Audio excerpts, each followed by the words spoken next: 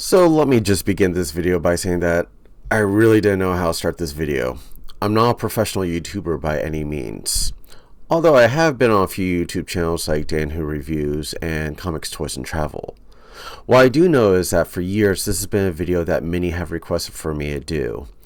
I've posted pictures of my collection in the different Facebook groups, as well as my own Instagram page, collecting_rush. Link below. And having a collection this size, the idea of making a video has been rather daunting, and then creating that said video has been even more challenging. And yes, I've seen so many collectors making videos of their collections as of late, but just like every collection, everyone has their own way of doing things. As you can see, I've got quite a large collection. I've put a lot of time and effort into putting all of this together. I want to put that same amount of effort into making this video. So with that being said, I've decided to split up this video into segments, because if it was just a single video, it'd be a lot longer than some may have the patience for. Now with the introduction out of the way, let's begin part 1 of this collection tour. And I couldn't begin anywhere else except for my favorite section of my Marvel Legends display, the XMen. This section showcases 9 theme shelves, those themes being the main roster XMen, XForce New Mutants, Excalibur Generation X 90s XFactor, Deadpool, the Krakoan era of the X-Men, the Hellfire Club and the Reavers, the rest of the X-Men villains, and finally the Age of Apocalypse.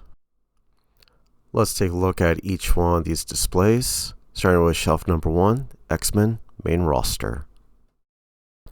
Now as we take these closer looks into each shelf, I'll be able to explain the creative process I have about each shelf design, and I can hopefully answer some of the most frequent questions I get. And without a doubt, the most common question I get is, where do I get the backgrounds from that I use? The answer to that varies by every shelf. Some are images I found by using Google. Some I have even started creating by using AI image creators. But a large portion of the backgrounds come from the Comics Facebook group that offers free downloads from time to time.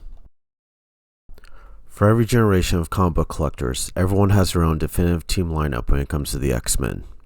And if it wasn't obvious enough, the Jim Lee era from the 90s comics and cartoons are my preferred choice. The second comic I ever owned was X-Men #1 from 1991. I didn't know at the time how important that comic would become, as it still holds the Guinness World Record for the most copies sold to this day. Here's a little behind the scenes secret for you. That ice slide I created for Iceman, it was made using a wedding cake cutter and drink ladle from the dollar store, clear gems from any hobby store, and a lot of hot glue.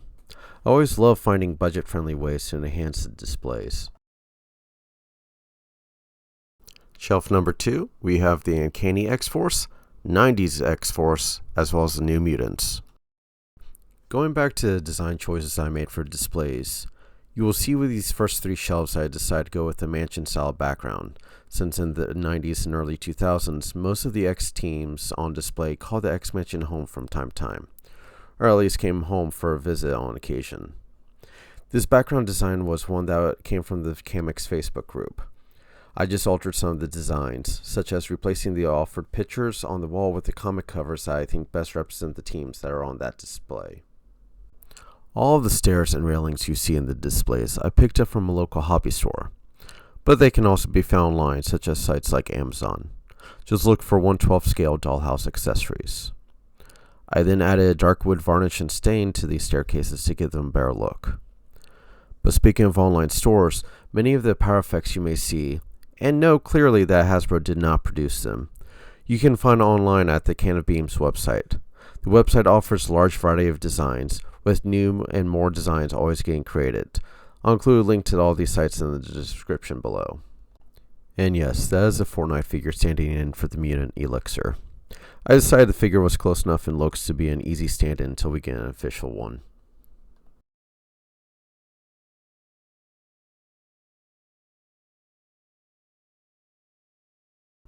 Shelf number 3, we have Excalibur, Generation X, and XFactor. This is the final shelf I designed that utilized the mansion backgrounds, this time with only one level, and again replacing the wall pictures with the appropriate comic team covers. If you're watching this and want to know how I assembled the backgrounds and flooring, I do have plans on making a tutorial video that shows the simplified process in putting that together. Down the road, of course. With Hasbro beginning to release the Generation X team, this shelf is the one that is looking to expand the most in the future to accommodate the other members. Luckily, both Excalibur and the 90s XFactor teams have been almost completed. And even though I was able to make an easy Wolfsbane custom using an extra player's body, head from the Moonstar figure, and clawed feet from the AOA Wildchild, I will welcome the official release as inevitable to be released. So, since he is on the shelf and has always been one of my most wanted figures, I have to comment on the debate about random size. No matter what anyone says, including some well-known YouTubers, Random was never the same size as Strong Guy. Although he can alter his size, he was never depicted as that large. Shelf number 4, we have Deadpool.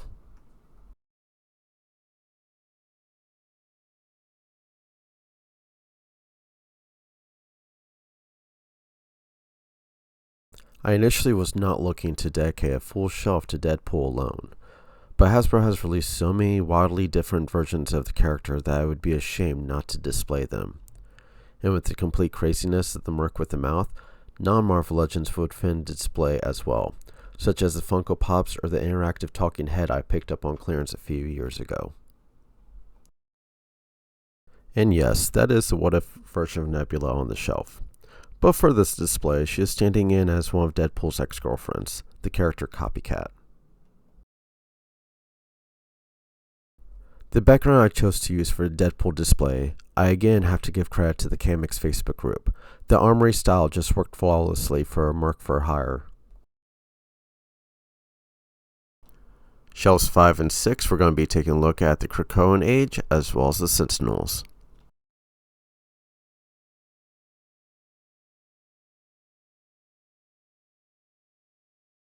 As I stated in the XMen display, the 90s and early 2000s teams are my XMen lineups of choice.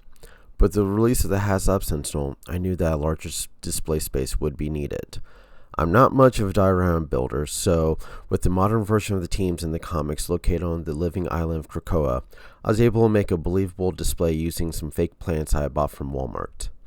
The plants also helped me hide the fact that the Sentinels were too tall for the space, and therefore stepping out from a lowered shelf that I built in the corner.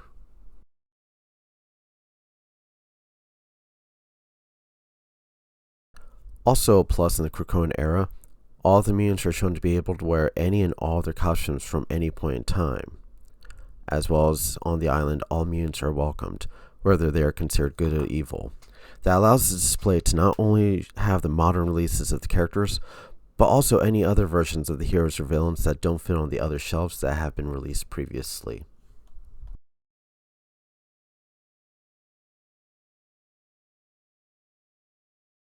Shelf 7, the Hellfire Club, 80s X-Men, and the Reavers. My original plans for the villains display, I initially wanted to try and have all the figures displayed on just one shelf, but that quickly became difficult with the number of figures released, as well as sheer size of some of them.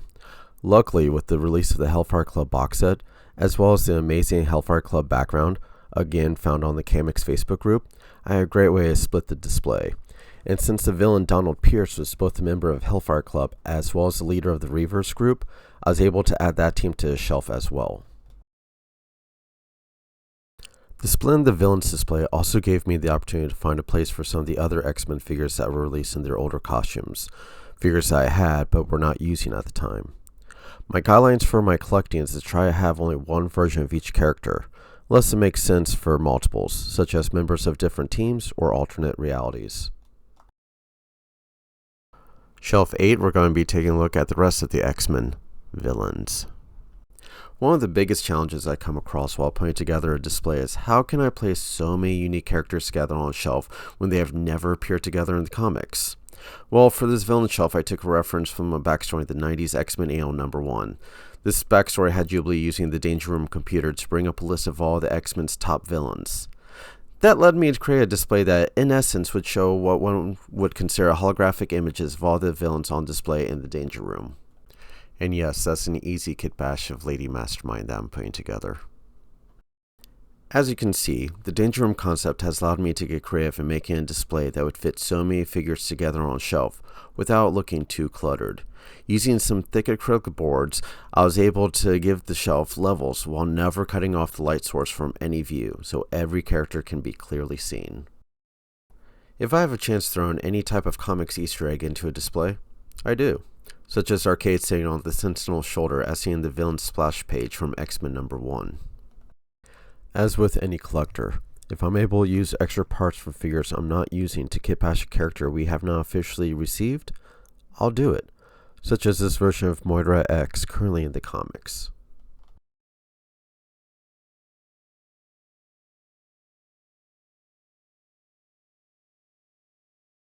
And finally, Shelf 9, taking a look at the alternate reality of the Age of Apocalypse.